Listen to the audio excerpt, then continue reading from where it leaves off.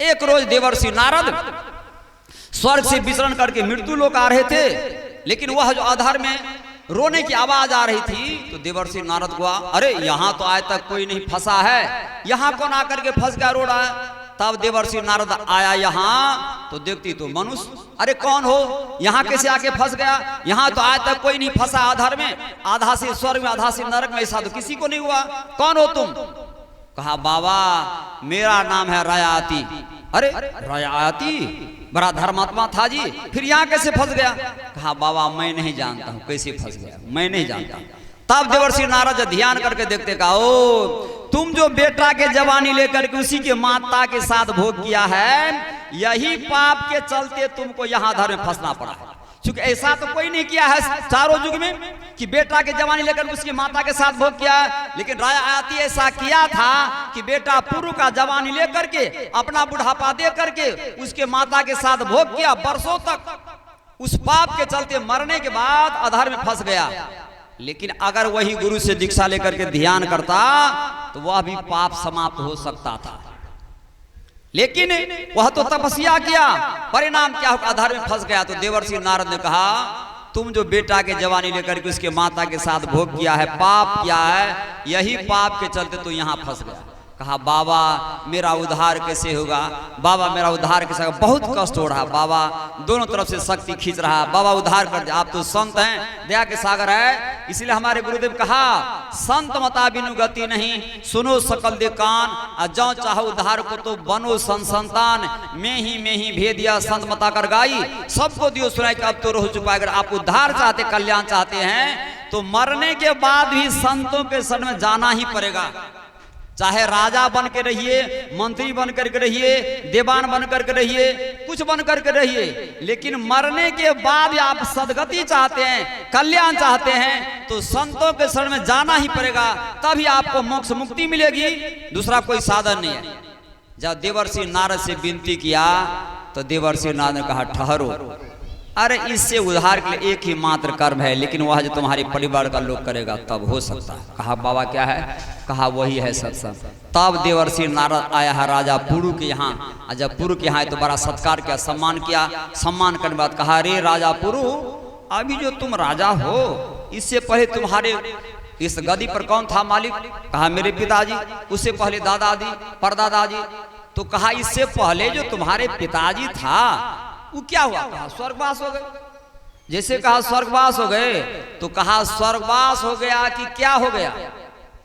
जैसे कहा स्वर्गवास हो गया क्या हो गया, तो राजा पुरु हाथ जोड़ लिए, बाबा हम लोग तो नहीं जानते, लेकिन हम तो यही लिखते हैं कि किसी की माताजी गुजर जाती है, पिताजी गुजर जाते हैं, स्वर्गवासी। अरे स्वर्ग गया कि सुगर के जोड़ी में चला गया, कि कीट के जोड़ी में चला गया, कि पतंग के जोड़ी में चला गया, कौन जानता है इस बात को, कौन जानता है। लेकिन मरने के समय देख लीजिए सारा उदाहरण भगवान कृष्ण ने कहा है। समय नहीं एक उतना वर्णन करेंगे कि मरने के किस किस गति में कह देता है कि यह मरेगा तो कहां जाएगा, उसका उदाहरण है, उपमा है।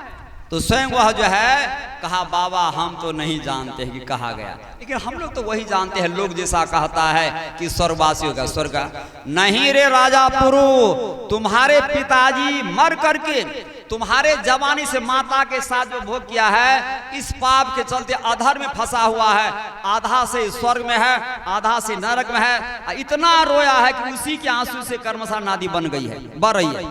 जैसे कहा तो राजा पुरु पैर पकड़ ले, बाबा मेरे पिताजी को मरने में इतना दुख भोग रहा है कि अधर में फंसा हुआ रो रहा है, उन्हीं के आंसू से कर्मसा नदी बह रही है। बाबा मेरे पिताजी को उद्धार कर दिए, बाबा मेरे पिताजी को उद्धार कर दिए, बाबा मेरे पिताजी को उद्धार कर दिए।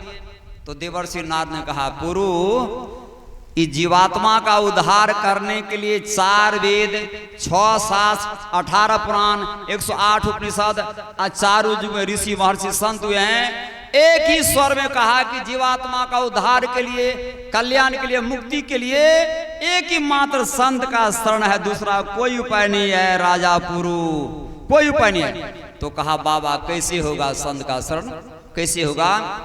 तब जो है स्वयं देवर्षि नारद जब बताए तो बताने के बाद वह जो है गुरु वशिष्ठ को बुला करके और त्रिदिवसीय सत्संग किया है।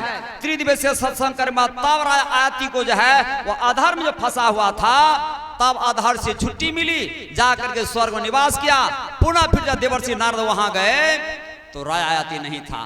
तब आकर के राजा पुरुष कहा, रे बेटा तुम्हारे पिताजी को उद्धार हो गया, रे बेटा तुम्हारे पिताजी को उद्धार हो गया।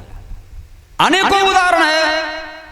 इसलिए अगर उद्धार चाहते, कल्याण चाहते हैं तो लोग तो बहुत भर बैगा और समाज के लोग है, अरे हम लोग के पूर्वज जो करता बाप दादा के वही न करेंगे। अरे आपका बाप दादा क्या किया है?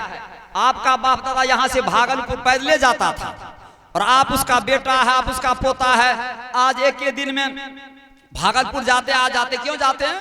जब बाप दादा की बात मानते तो आपको भी भागलपुर पैदल जाना चाहिए, यहाँ से सुपौल सहरसा पैदल जाना चाहिए। आप जाते हैं गाड़ी से, आप बात करते हैं बाप दादा की, बात करते हैं बाप दादा की। अरे बाप दादा के पास में ज्ञान नहीं था, कुछ मुट्ठी भर लोग बरका के रखा था, इसीलिए बाप दादा किसी की बात पर मान करके वैसा साधन भी नहीं था। अब तो साधन हो गया है, ज्ञान हो गया है, बहुत सारे विद्वान हो गए हैं, अनेक प्रकार से 4 वेद 6-18 पुराण की बात सुनाते हैं। और कहा है कि जैसे पत्नी पति को मुट्ठी में करके रखती है, उसी प्रकार से सारी वेद वेदांत की ज्ञान जो है गीता मुट्ठी में करके रखी है। इसलिए सब बात पर मत जाइए, गीता के बात को अपनाइए जो भगवान कृष्ण क्या, जो गीता को बात के अपनाइए। जो गीता के बात को अपनाएंगे, गीता पर चलेंगे, निश्चित उसको परम पद की प्राप्ति होगा, कल्याण होगा। इसलिए कल्याण उद्धार मंगल चाहते हैं तो करु सत्संग भरम ग टूटे। यही बात को हमारे गुरुदेव ने कहा कि नित्य प्रति सत्संग कर ली प्यारा, तेरा कार सरे सारा। अगर आप नित्य प्रति सत्संग ध्यान करेंगे तो कार सरेगा, आपको मुक्ति मिलेगी, मोक्ष मिलेगा, दूसरा कोई उपाय नहीं है। इसलिए किसी प्रकार की भ्रम में मत पड़िए। अरे आपके पिताजी मर गए, भले समाज के लोग नहीं मानता है, हमको जो करना वही करेंगे। मेरे मामा जी रामानी साधु थे और लगभग 500 साधु एक तरफ, हम एक तरफ थे, समाज के लोग एक तरफ। हमको तो ऐसा आदत है जब बानी निकल जाती है, हाँ तो हाँ, चाहे जो करना पड़े। उस रोज भी करते, लेकिन देख लिए तो छोड़ दिए। सब एक तरफ कहा, हम अपने मन से। मैंने कहा नहीं, हमको जो सूझ बूझ है वही करेंगे, और उसी प्रकार से किए। और जब किए तो कहा, हे भगवान आज तक ऐसा कर मैंने नहीं देखा है। पूरे समाज के लोग और रामानंदी जो लगभग 450 साधु लोग थे, सब कह रहे कल्याण दास तो फलना महंत के नाक काट ले, नाक काट ले। अरे नाक काटने की क्या बात है? अरे आपके पास में ज्ञान नहीं है, जो ज्ञान की बात हो रही है तो उस पर सबको चलना चाहिए, सबको अपनाना चाहिए। जब कल्याण की बात करते हैं तो कोई जरूरी है नाक कान काटने की बात है। जहां सद ज्ञान मिलता है, जहां सदवृत्ति मिलती है, उस रास्ता को अपनाना चाहिए। कहा वह जो है राक्षसों से, चंडालों से सद ज्ञान जब मिल जाए तो उनसे भी सुन लेना चाहिए, ज्ञान प्राप्त कर लेना चाहिए। ज्ञान में कोई लेने देने की बात नहीं है।